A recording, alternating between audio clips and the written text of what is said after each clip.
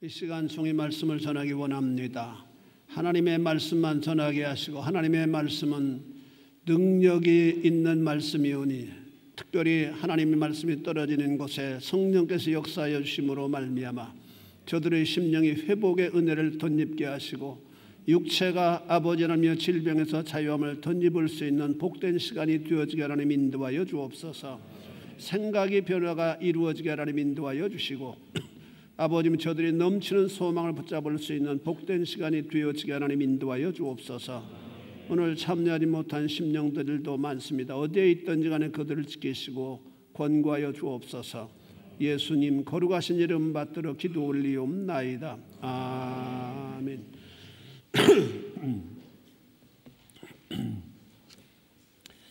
오늘 아침에 인터넷을 잠깐 보니까 손흥민 선수가 함부르크에서 또 골을 넣어서 제일 골을 많이 넣는 5골을 넣었다고 그래요. 그래서 아주 독일 전체를 들썩이게 만들었다라고 하는 기분 좋은 소식을 들었습니다만은 인생은 개인이나 국가든 승리하기를 소망합니다.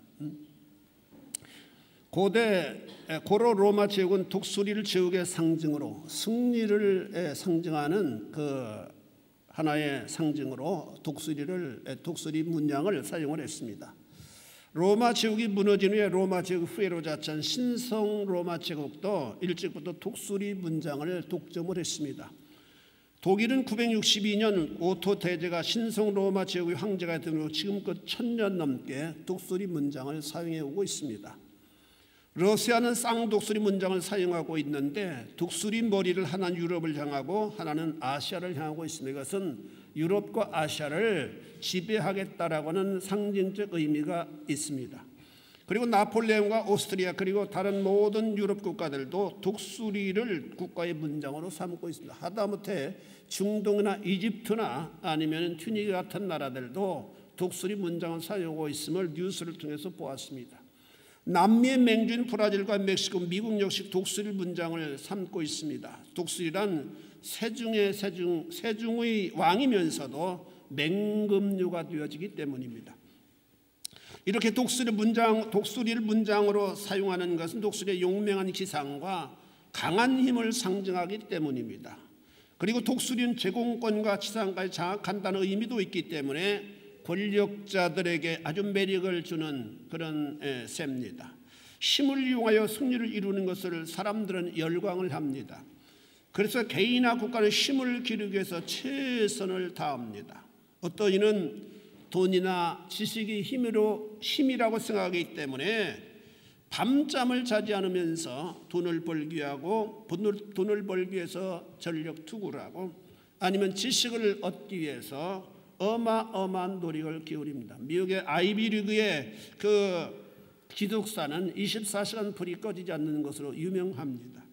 또는 인기나 권력 그리고 미모 등을 위해서 눈물을 겨운 노력을 기울이는 사람들이 얼마나 많은지 모릅니다. 그것을 힘으로 여기기 때문입니다. 사람들을 다스리고 사람들 앞에 높임을 받고 사람들에게 섬김을 받는 유일한 매체가 그런 것들이라고 자기가 생활 철학을 통해서 투닥했기 때문에 그것을 얻기 위해서 발버둥을 친다라고 하는 사실입니다.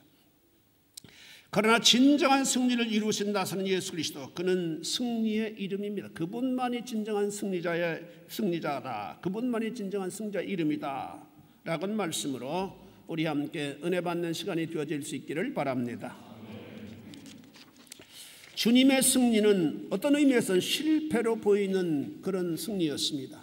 주님은 메시아로 이 땅에 오셨습니다. 그는 사람들에게 자신의 정체성을 가르쳐 주시기 위해서 자신을 믿도록 사람들에게 복음을 전하기 위해서 이 땅에 오셨습니다.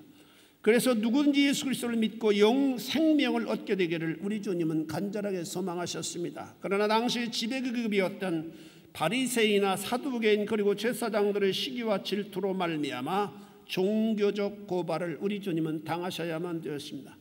그리고 말도 안 되는 판결로 우리 주님은 십자가에 가장 흉악한 죄인으로 달려 죽으셨습니다.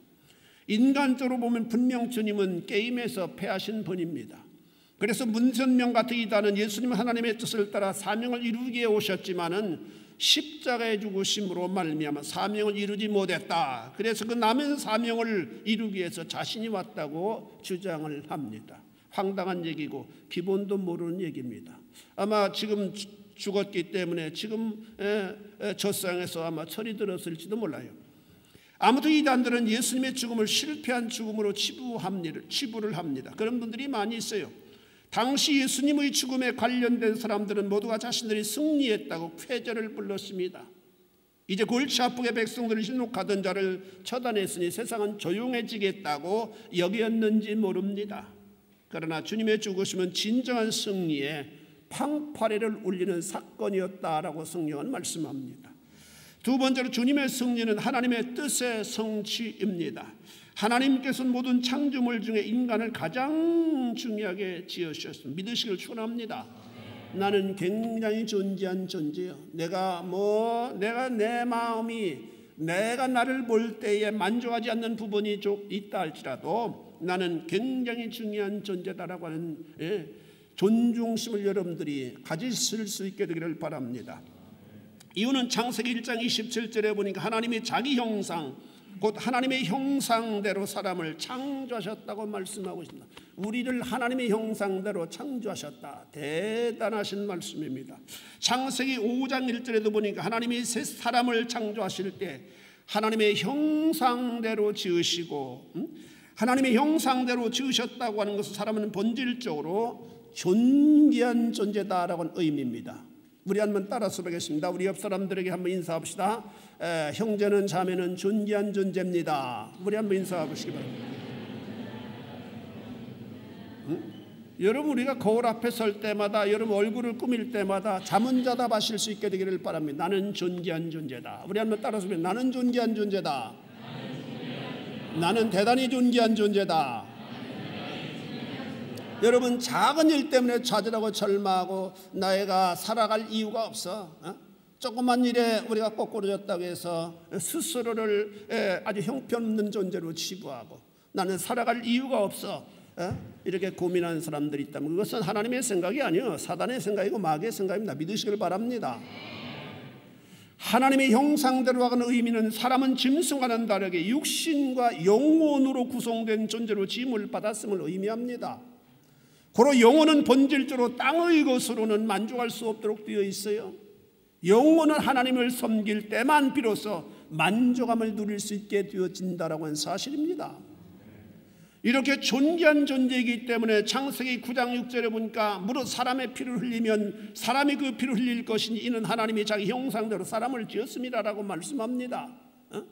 하나님께서 자기 형상대로 아주 존귀한 존재로 사람을 만드셨기 때문에 사람을 창조하셨기 때문에 그 사람을 살인하는 행위는 곧 하나님을 도전하는 행위라고 하는 말씀입니다. 그래 그런 사람을 하나님은 가차없이 죽이라고 말씀합니다. 여러분 이 살인은 두 가지가 있습니다. 우리가 다른 사람을 죽이는 것도 살인이지만 나 자신을 혹사하고 나 자신을 보잘것없는 존재로 여겨서 스스로 자살하는 자살로 생을 마무리하는 것 그것도 엄청난 살인입니다. 여러분 꼭 기억하실 수 있게 되기를 바랍니다. 엊그제 뉴스를 보니까 이 세계에서 매년 자살하는 사람이 80만 명이 넘는다고 합니다. 교통사고가 85만 명이래요. 교통사고에 육박할 정도로 인생들이 자기 자신을 존귀하게 여기지 아니함으로 말미암아 작은 일 때문에 좌절하고 절망하고 스스로를 높은 빌딩을 뛰어내리고 스스로 강물에 자기 자신을 던져버리는 엄청난 잘못된 판단하면서 살아가는 사람들이 많다라고 하는 사실입니다. 지금 이 시간도 1초 몇 명씩 자살한다고 하니까 자살을 꿈꾸면서 스스로를 살아갈 의미가 없는 존재로 여기는 사람들이 많이 있을 겁니다. 여러분 이런 것들은 하나님 기뻐하지 않는 것이고 하나님의 생각이 아니에요. 하나님은 나의 현재를 보시는 것이 아니라 나의 본질을 보시는 분이시다. 나의 본질을 보시는 분이에요. 예? 그것은 사람으로서의 존귀함입니다. 세상 사람들이 무엇이 될 때, 무엇이 될 때 비로소 그를 귀하게 대우합니다. 지금 싸이가 미국에서 난리고 하루아침에 세계적인 인물이 되어서 한 번 출연하는데 수만 불을 받고 이런다고 그러는데, 그렇게 되니까 그를 귀하게 여기지 않았던 사람들, 야, 싸이 대단한 사람이다, 이구동성으로 얘기합니다마는, 그래서 세상은 무엇이 될 때 그 사람을 존귀하게 여깁니다. 무엇이 될 때.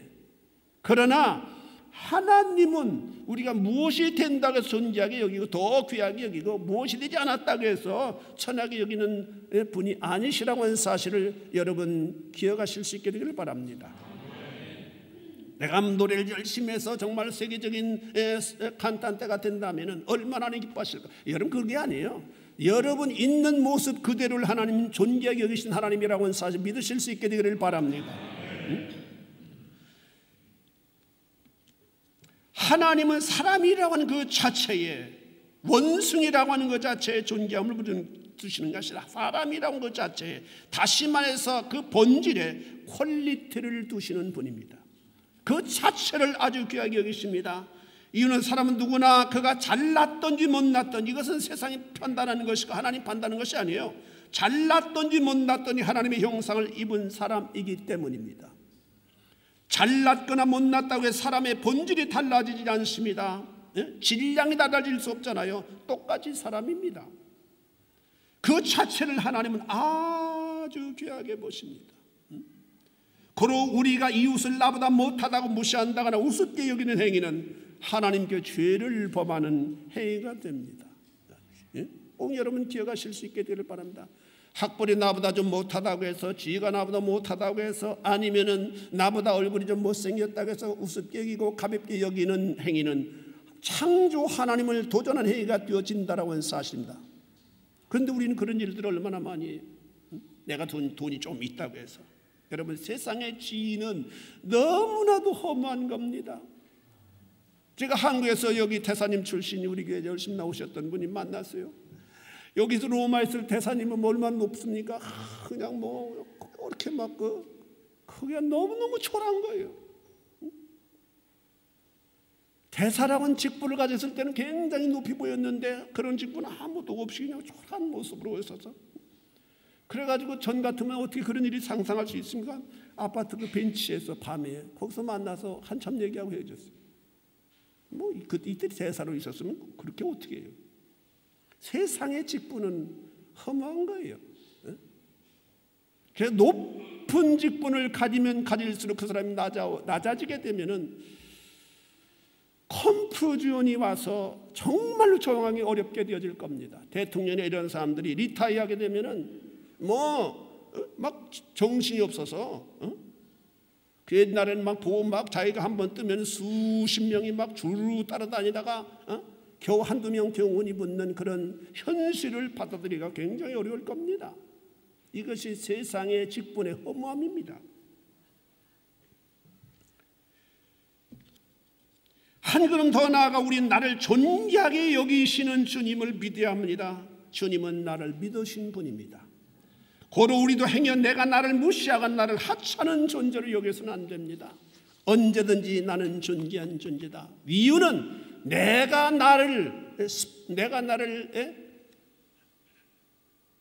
나이기 때문에 내가 존귀한 존재가 아니라 하나님이 나를 스폰서하시고 하나님이 나를 믿어주시고 하나님이 나를 인정해 주시기 때문에 나는 존귀한 존재다 라고 하는 사실을 거울 앞에 설 때마다 자문자답하셔서 스스로를 존귀한 존재로 인식하며 세상을 살아갈 수 있게 되기를 바랍니다.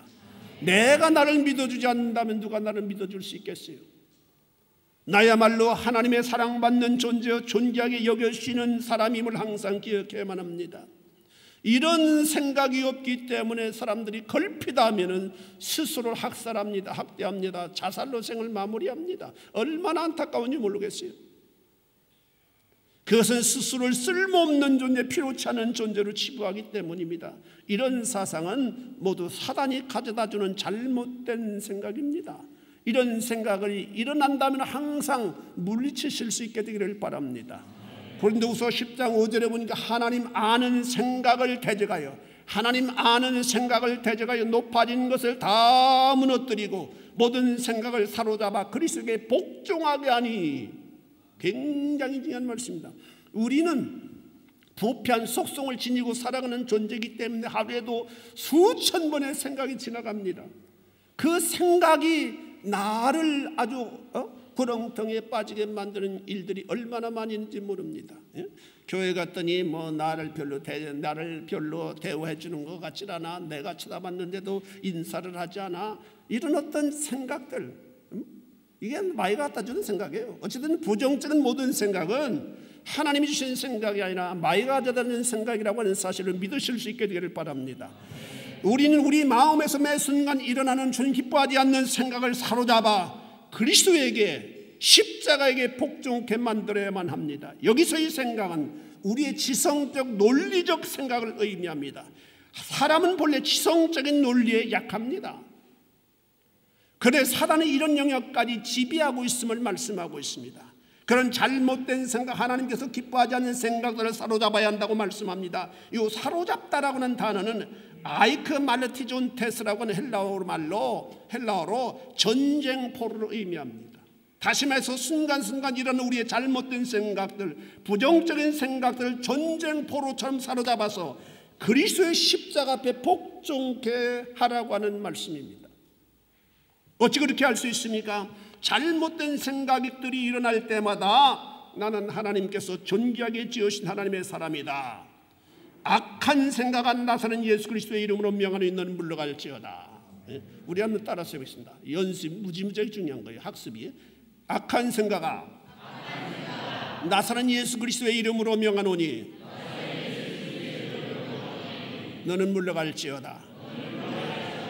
이런 음란한 생각이 일어날 때마다, 탐욕하는 탐욕의 생각이 일어날 때마다, 누구는 굉장히 좋은 입었는데 난 그런 옷을 못 입어서 내 신세는 왜 이렇게 처량하냐, 우리 자매님들 가운데 그런데 예민한 분들 있잖아요. 그런 생각이 일어날 때마다, 누구는 공부를 잘하는데 나는 왜 못하냐, 이런 생각이 일어날 때마다 항상 악한 생각은 나서는 예수 그리스도의 이름으로 명하노니 너는 물러갈지어다라고 명령하심으로 말미암아 여러분들이 그 생각에서 자유하실 수 있게 되기를 주의 이름으로 축원해 드립니다. 이런 존재한 존재가 죄로 말미암아 망하게 되었다고 말씀합니다. 이를 해결해 주시기 위해서 성자 하나님께서 육신을 입고 나서는 예수 그리스도의 이름으로 이 땅에 오셨습니다. 그 오심 자체가 예언의 성취, 하나님을 기쁘시게 하는 승리의 위대한 사건이었습니다. 세 번째로 주님의 승리는 죄에서의 해방입니다. 주님은 죄와 상관없는 삶을 사셨습니다. 모든 인생은 죄에서 살아가는 존재입니다. 그래서 로마서 3장 23절에 보니까 모든 사람이 죄를 범하였으며 하나님의 영광에 들어가지 못했다고 말씀합니다. 이 모든 사람이라고 하는 카테고리에는 나와 여러분들도 다 포함되어지는 말씀입니다. 그래서 구원의 여망을 잃어버리고 말았습니다. 하나님의 형상을 따라 지음받은 인생의 불행이 시작되어지게 되었습니다. 죄 때문에.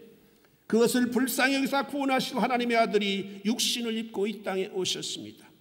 그리고 그는 33년을 사시면서 전혀 죄와는 상관없는 삶을 살아가셨습니다. 이유는 그분은 본체에서 하나님이시기 때문에, 율법을 만드신 하나님이시기 때문에 그는 율법을 거치지 아니하고 살아갈 수 있는 능력이 있는 분이셨습니다. 그렇기 때문에 율법에 전혀 저촉되지 않는 삶을 살아가신다. 죄를 구분할 수 있는 매체는 율법인데, 율법이 613가지인데 주님만이 그 율법의 613가지를 다 패스하실 수가 있었습니다. 그는 육신을 입으셨지만 본체에서 하나님이셨기 때문에 그런 삶이 가능하셨습니다.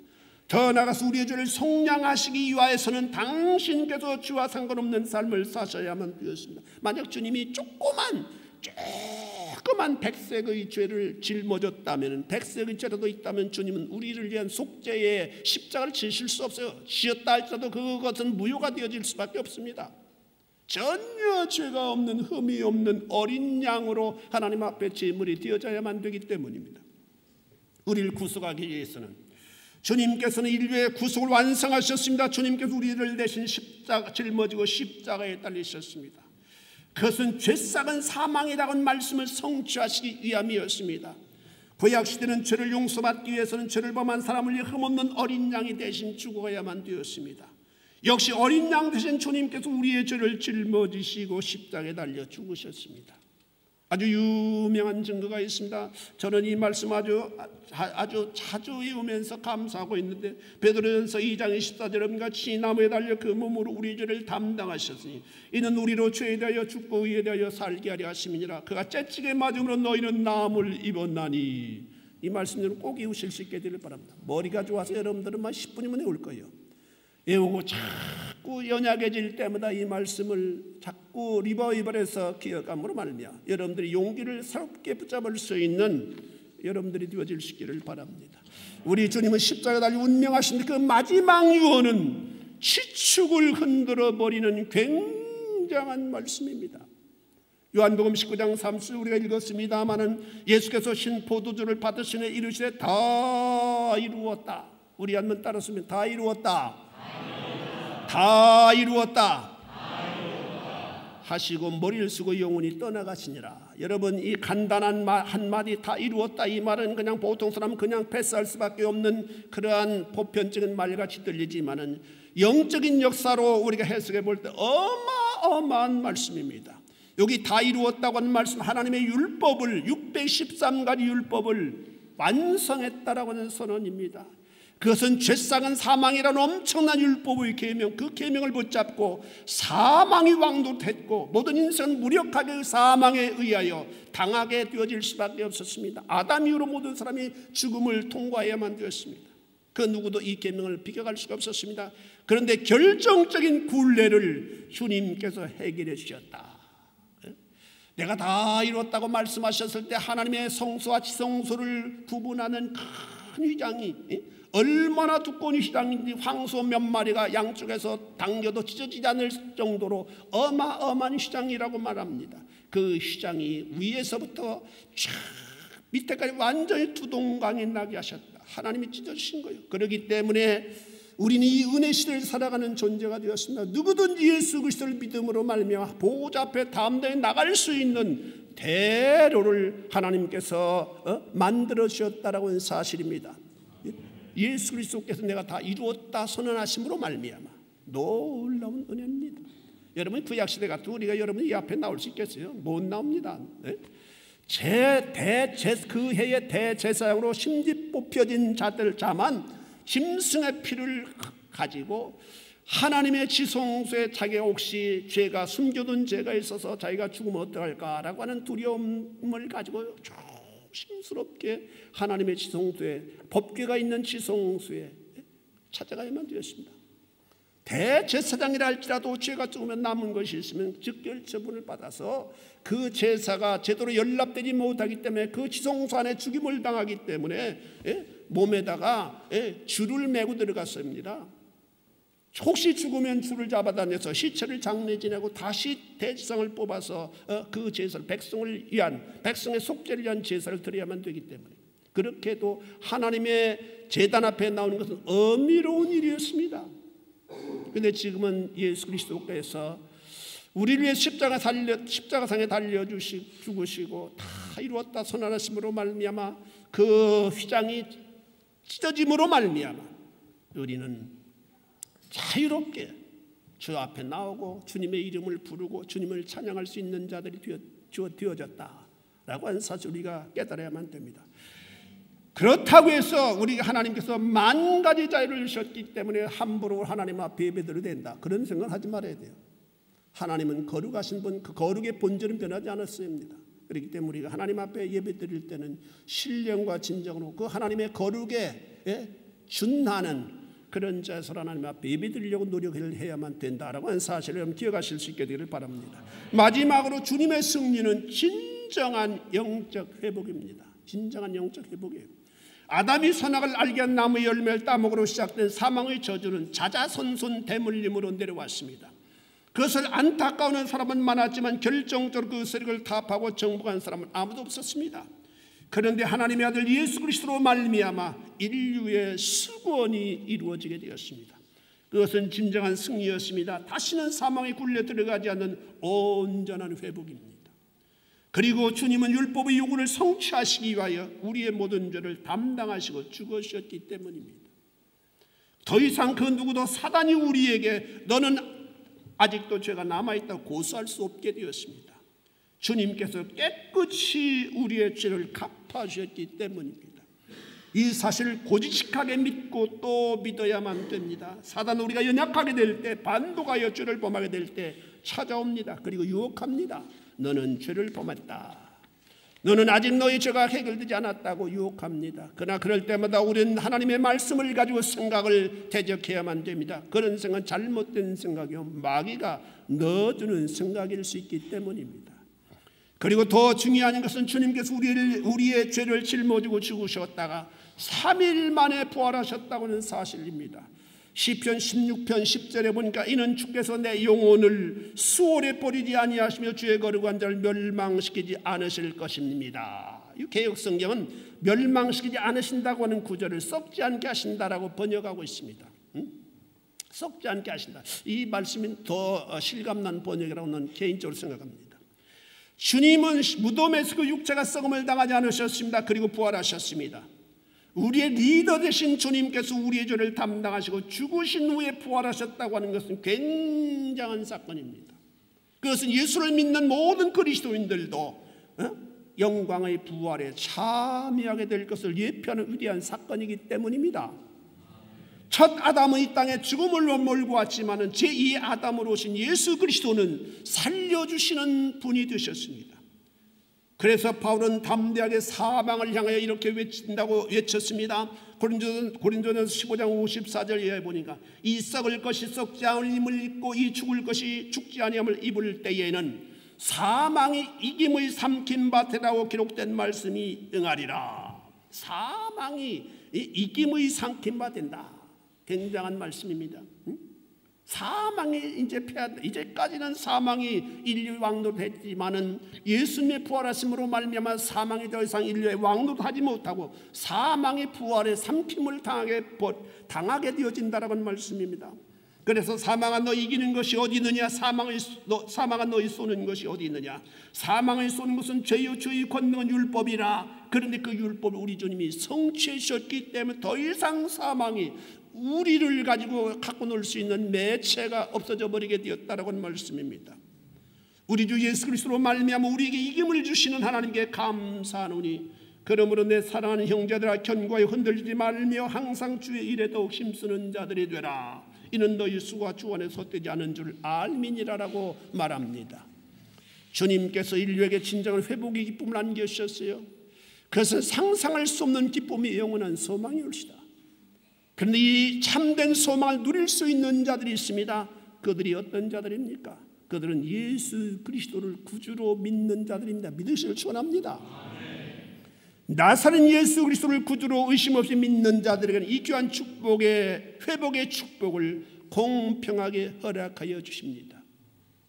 사랑하는 성도 여러분, 이 시간 나선 예수 그리스도 그는 승리의 이름입니다 라고 하는 제목으로 우리 함께 은혜를 나누었습니다. 우리 이 땅에서 수없이 실패합니다. 무엇 하나 이루는 일이 쉽지 않습니다. 그래서 스스로를 자책하기도 하고 무능함에 대해서 회의하기도 합니다.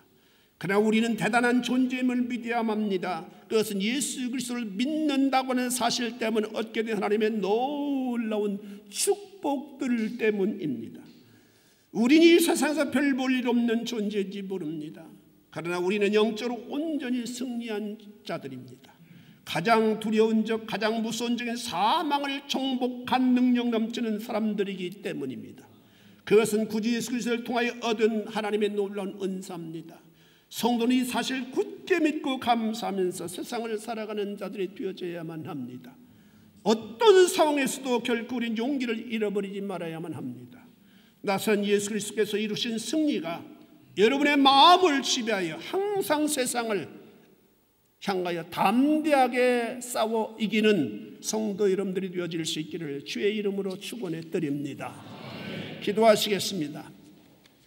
자비하신 아버지 하나님 주님의 은혜를 감사를 드립니다. 우리에게 나사렛 예수 그리스도 그 위대한 이름을 허락하여 주시고 믿게 하여 하나님 믿게 하여 주심을 감사를 드립니다.